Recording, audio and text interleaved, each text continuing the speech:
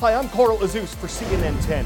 In recorded history, the southeastern U.S. state of Florida has taken more direct hits from hurricanes than any other state.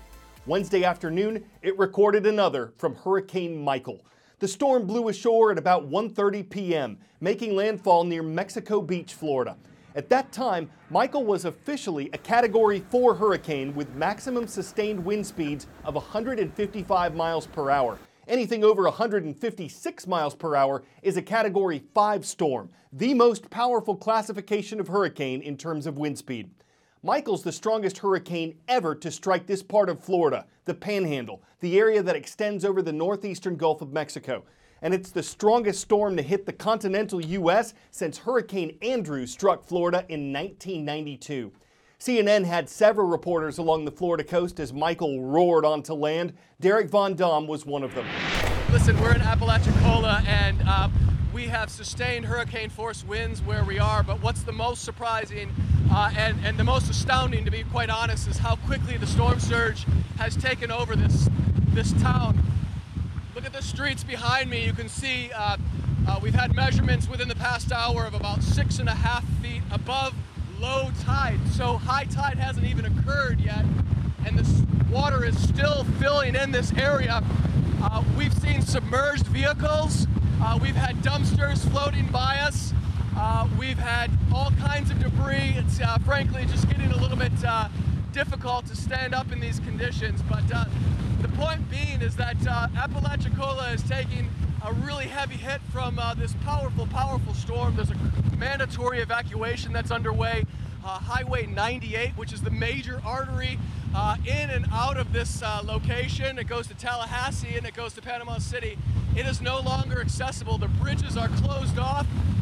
Emergency personnel are begging for people who decided to ride out the storm to hunker down, stay indoors, stay away from windows as the peak of major Hurricane Michael starts to sink his teeth into this area. Just want you to see how incredibly fast this water has come up. This has changed.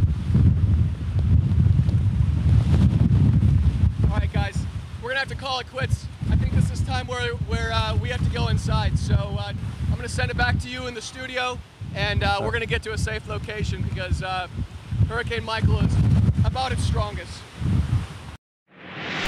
Some of the first pictures from Apalachicola and Mexico Beach showed scenes of total destruction.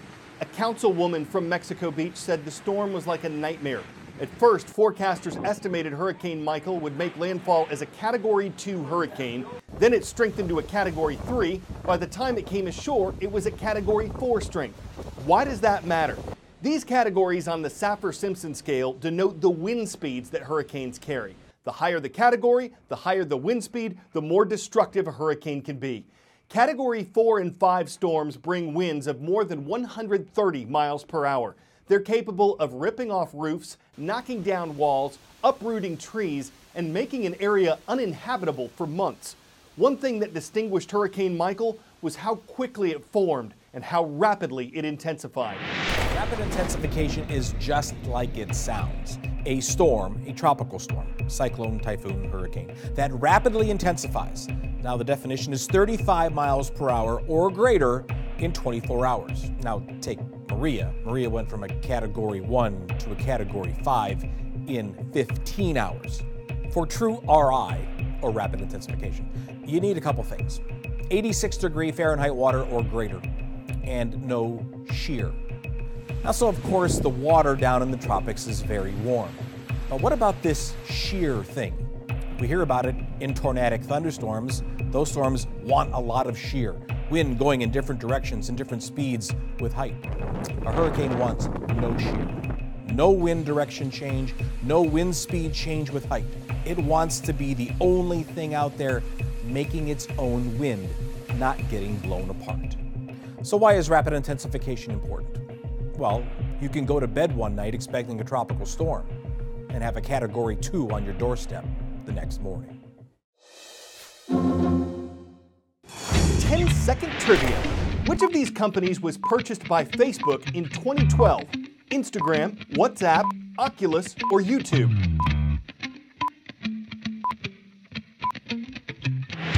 Though Facebook owns the first 3 companies on this list, the only one it bought in 2012 was Instagram. According to a study by the consumer research group Maru Matchbox, 69% of millennial diners take pictures of their food before they eat it. And more than 40% of people in Generation X, one generation older than millennials, say they do the same thing. Yes, it's easier and more instant than ever to get a good picture and then potentially share it with thousands of people. What's interesting is how this is affecting restaurants. It's never been easy to make it in the restaurant business. And today, good food is unfortunately rarely enough.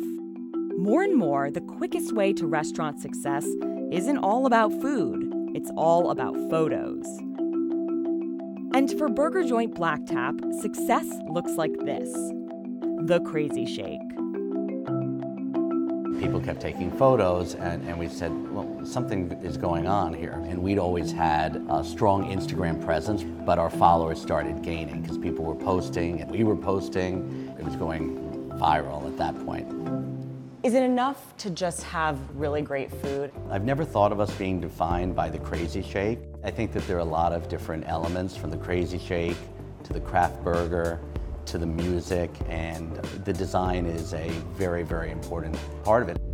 Not every restaurant can strike gold on their first try, which is why some restaurants get a little help from design companies like Paperwhite, which helps restaurants and other businesses figure out their brand identity. We're at the restaurant Jack's Wife Frida. Where can I see the Paperwhite touch here? So the menus, the sugar packets, everything on the exterior, the signage, and then everything down to really the smallest detail. We did not, by any stretch of the imagination, design Jack's Wife Frida for Instagram. A few months into opening, we noticed people were Instagramming the sugars, and so we really just kind of leaned into it. Now, you can't not think about Instagram. For sure. It would be crazy not to consider it, but it's a factor in the sense that we know that it's a platform people are going to use, but we're not trying to make it such a formula. But for Black Tap, the same social marketing campaign that brought them viral success also led them to court. They were sued by former collaborators who believed they helped create the Black Tap brand, including its Crazy Shakes, and said they were later cut out of profits from its expansion. Black Tap denied their allegations, and the companies eventually settled confidentially. It's par for the course, but I think being on the map makes you a little bit more of a target. If we were a little 15-seat hole in the wall, having 45 customers a day, I think that there'd be less people trying to make waves. Do you think that customers, Instagram users, can tell the difference between a restaurant that's doing a stunt food versus a restaurant that's really trying to develop something that is connected to their brand? I absolutely do. If it doesn't taste good, then it's almost like deceiving the consumer, and they're not going to come back. So I think a lot of people think that they can come up with these crazy concoctions and people start lining up, and I don't think it works that way. I think things have to be organic. You can put something online and post it on Instagram, but if you come in and don't like it, it's going to be a short lifespan for that company.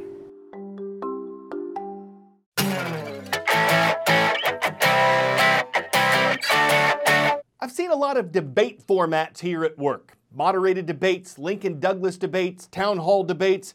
Never seen a putt-putt debate. That's what 2 Indiana State Senate candidates got into recently. They didn't just meet on a putt-putt course and then start arguing. This was planned and televised with a journalist asking questions, and both candidates covering the big issues while they engaged in mini golf. There's no question. They both played through opposing views, taking their best shots and making a pitch to hook more voters and hoping to slice or put a hole in one of their opponent's arguments while ironing out their own, staying out of the woods and avoiding sand traps or anything out of bounds that could leave voters teed off. Were they successful? Well, that's up for debate. I'm Carl Azus.